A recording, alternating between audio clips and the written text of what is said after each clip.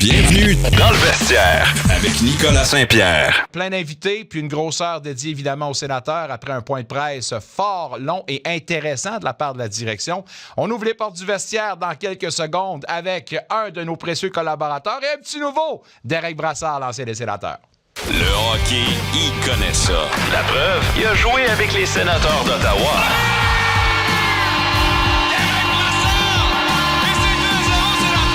Accueillons dans le vestiaire Derek Brassard. Je vais vous dire que parmi les invités et les collaborateurs qui ont décidé de s'amener, de revenir et de se joindre à nous, pas mal fier de celle-là, puis je pourrais pas plus le remercier que ce que je vais faire maintenant dans les prochaines secondes. On va rejoindre tout de suite Derek Brassard, l'ancien des sénateurs. Derek, mon cher ami, je vais te dire tout d'abord un gros merci de la part de tous ceux et celles qui vont pouvoir se délecter de tes commentaires. Merci d'avoir accepté, puis j'espère évidemment qu'on va passer une très belle saison à découvrir le merveilleux monde du hockey avec toi. Ouais, merci Nick, merci d'avoir pensé à moi. Je sais que tu es un vrai passionné, puis je vous souhaite la bonne chance avec vos nouveaux projets. Excellent. Ben, projet, à part de ça, un beau projet pour les sénateurs avec leur nouvelle saison qui pointe à l'horizon, avec ce camp d'entraînement qui débute officiellement demain. Question que je me pose toujours. De la part des vétérans, les camps d'entraînement, est-ce que c'est quelque chose d'apprécié ou quelque chose qu'on voudrait tout simplement éviter le plus possible? C'est sûr, les première ou deuxième journée, les camps d'entraînement sont quand même assez difficiles avec les tests physiques. Je pense qu'il y a eu lieu aujourd'hui pas mal partout dans la ligue. La première pratique de la saison, c'est souvent la pire. C'est celle que les entraîneurs veulent essayer de donner le ton un peu à la saison, voir si c'est en bonne condition physique, puis ils veulent voir les gars compétitionner. Mais je pense que comme nous, en ce moment, on a tout hâte à la saison. C'est la même chose pour les joueurs. Les gars, ils ont hâte ils sont un peu tannés de s'entraîner. Ils sont tannés d'aller dans le gymnase à tous les jours. Ils ont juste hâte que les matchs commencent. Donc, ouais, je pense que moi, en tant que fan de hockey, là, ça va recommencer les games pré-saison, tout ça, ça va être le fun à regarder. Donc, est-ce que tu es d'accord avec la Ligue de vouloir raccourcir l'an prochain les camps d'entraînement, évidemment, raccourcir la saison avec plus de matchs, mais au moins une saison qui va se terminer un petit peu plus tôt? Je pense que de la part d'observateurs qui sont là de longue date, ça va être quelque chose qui sera apprécié? Oui, je pense que oui. Aujourd'hui, j'écoutais les propos à Martin Saint-Louis, puis lui, il disait qu'il aimerait ça jouer avec son alignement final les deux derniers matchs. Mais il a précisé aussi qu'il ne pouvait pas s'attendre ou ne pouvait pas vraiment planifier de le faire parce qu'il ne sait pas qu'est-ce que l'entraîneur ou l'équipe qui vont affronter pendant ces deux derniers matchs, s'ils vont arriver avec un alignement complet. Puis je pense qu'il y a un côté respect sur si une équipe arrive avec 5-6 recrues, mais c'est sûr que là, il ne va pas aller avec son équipe A pour les derniers matchs.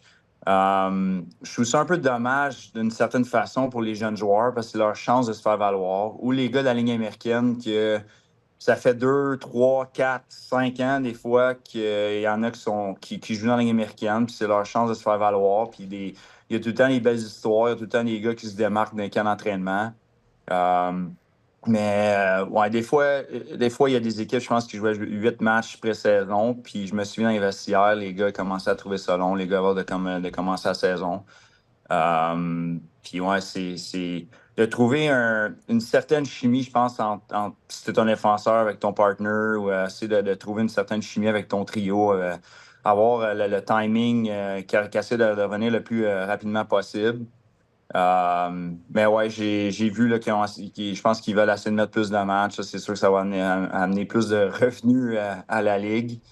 Mais ouais, ça, j'ai hâte de voir ce qui va se passer avec ça. Pendant les camps, tu l'as mentionné, il y a toujours des joueurs qui causent la surprise. Un, en tout cas, qui était attendu puis qui semble avoir fait ses devoirs, Carter Yakemchuk.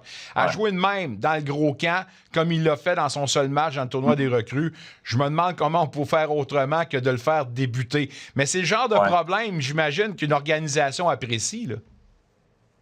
Oui, c'est un beau problème à avoir. Puis avant que je me connecte ici, j'ai écouté la conférence de presse avec Steve Staios puis Travis Green. Puis c'est une des choses qu'il parlait, c'est d'avoir un beau problème comme ça. La seule chose, c'est l'incertitude un peu de Jansen qu'ils ne savent pas s'il va commencer la saison. pas sûr c'est quoi sa blessure. Mais quand tu regardes le côté droit des Sénateurs, si Jansen n'est pas là, qui est un bon vétéran, un gars qui est dur à jouer contre, s'il n'est pas là, là, ça ouvre la porte à certains autres joueurs. Mais je pense que c'est un peu le côté faible des Sénateurs. C'est le côté que, oui, Akinchuk, il s'en vient, mais le jeune, il a 20 ans. C'est un gars de 6 pieds 4, 200 quelques livres, il est talentueux. Peut-être qu'il a eu une bonne été d'entraînement, mais en même temps, il a pas l'expérience encore. Puis où que l'équipe s'en va, c'est sûr que comme les débuts de saison sont importants. Est-ce que les Sens vont être capables d'aller chercher une certaine constance aussi? Hein? C'est l'année passée, ils ont fait les séries.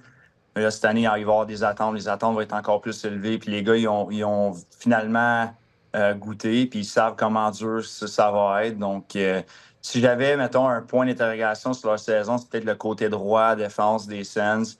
Côté gauche, c'est que Sanderson, Chabot, aucun problème là. Clavin, il a joué du bon hockey l'année passée. C'est un jeune défenseur. Mais si Jensen ne commence pas la saison avec l'arrivée de Jordan Spence, un gars plus petit gabarit, qui bouge bien la rondelle, il est quand même assez dynamique à la ligne bleue. Ça va être intéressant de voir qui va gagner la course pour peut-être le dernier spot. Si le côté droit, la défensive est peut-être un point d'interrogation, le côté droit sur le premier trio est peut-être aussi un point d'interrogation.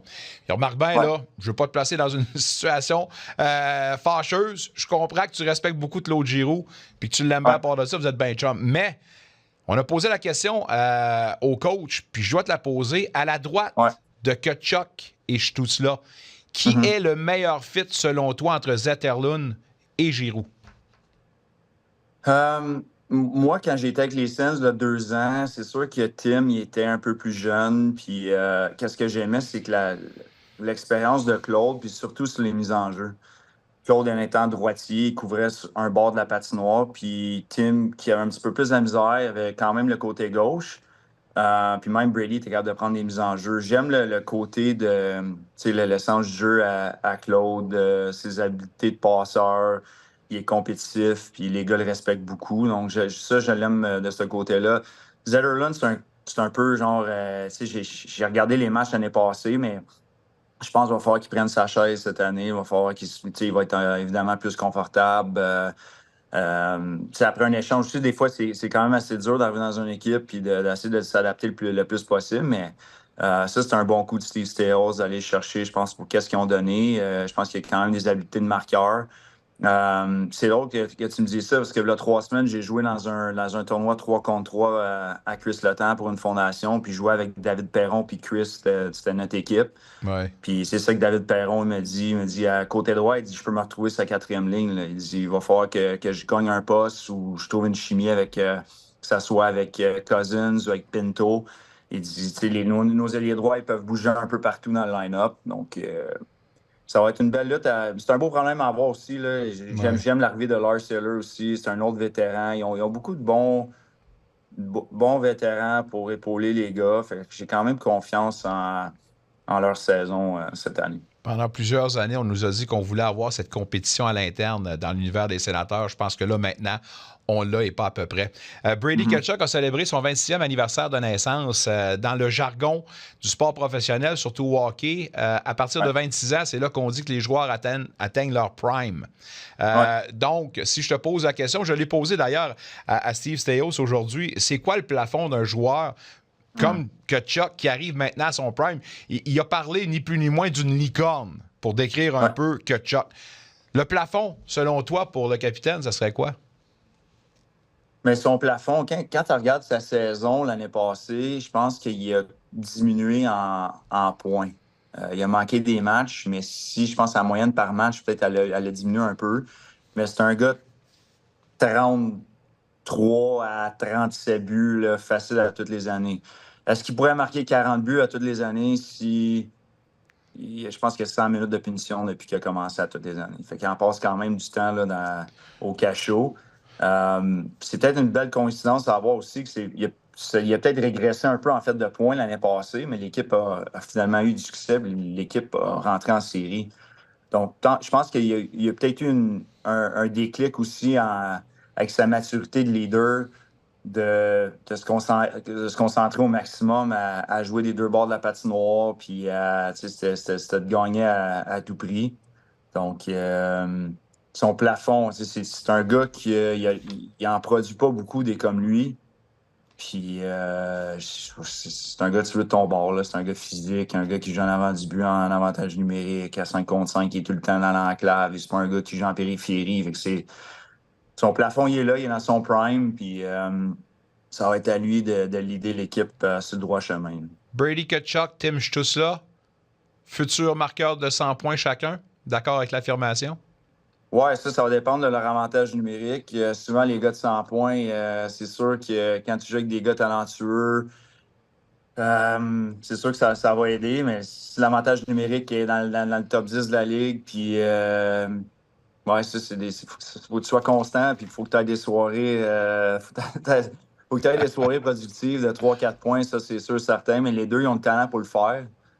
Ça reste juste à voir s'ils sont capables de l'amener d'une saison complète. T'es-tu d'accord quand que, Steve Staios a donné confiance au noyau à l'interne, disant qu'on veut que ça se développe de l'interne? On n'a pas nécessairement à être agressif pour apporter des améliorations parce que les gars maturent et ont 1 an déjà derrière eux. Une des grosses facettes qu'on va vouloir observer en début de saison, d'accord avec ça, ce sera l'attaque à 5 contre 5. Penses-tu que Dylan Cousins, à lui seul, avec une année complète, pourra régler ce problème-là? Ben, tantôt, je parlais de Zetterlund qui, là, il arrive 2 semaines avant le camp d'entraînement. Ouais. Il a comme l'expérience d'avoir connu les gars. C'est la même chose pour Cousins l'année passée. Il est arrivé au milieu de l'année il est arrivé au milieu de l'année. Donc, pour lui, il va se sentir plus confortable. La seule chose que je trouve un peu drôle, c'est que Pinto puis lui, c'est 2 droitiers, puis ça se ressemble beaucoup comme joueur. Surtout que là, l'année passée, Pinto ne jouait pas en avantage numérique. Il avait un peu pris son spot. C'est qui a la grosse mise en jeu en désavantage numérique? C'est qui est là en fin de game? Les deux sont droitiers, sont quasiment le même joueur. Je peux dire que Cousins est peut-être plus physique que Pinto. Mais ouais, je pense que c'est un bon coup aussi là, de Staios. Je pense que cet échange-là, il amène, comme je disais, une certaine grit à leur équipe, mais ça fait drôle un peu. Le centre 2, centre 3, ça ressemble pas mal. Il y en a un qui pourrait jouer 2, l'autre pourrait jouer 3, vice-versa.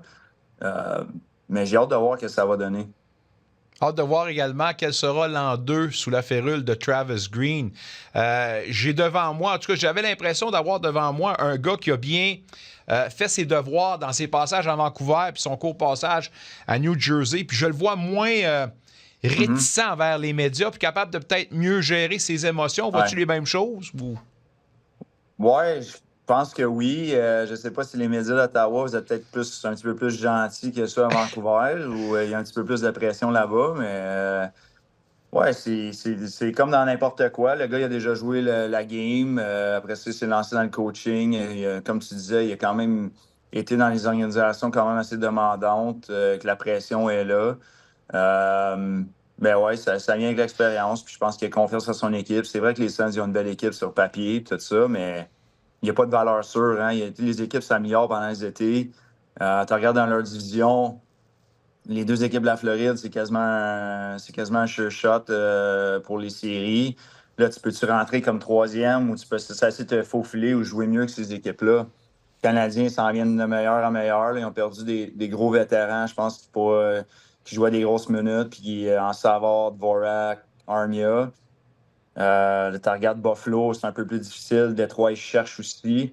Donc, ils peuvent essayer de se trouver genre un trou là-dedans, puis d'être dangereux à toutes les années. Moi, l'année passée, la série contre les Leafs, là, ils les ont joué. Là, ça aurait pu tourner d'un bord que de l'autre. Puis les premiers matchs, là, ils ont joué avec eux autres. Là, ça aurait pu tourner de leur bord facilement. Donc, je pense qu'ils ont quand même établi une certaine culture là-bas. Une culture que ça a pris du temps à bâtir. Là, c'est le temps de lâcher lousse. Puis les gars arrivent à pleine maturité, que ce soit avec leur match ou physiquement.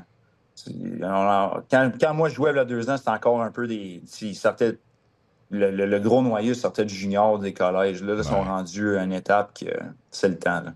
C'est le temps de livrer la marchandise. Puis on a même entendu le capitaine la semaine dernière au tournoi de golf d'être dans un mindset Stanley Cup.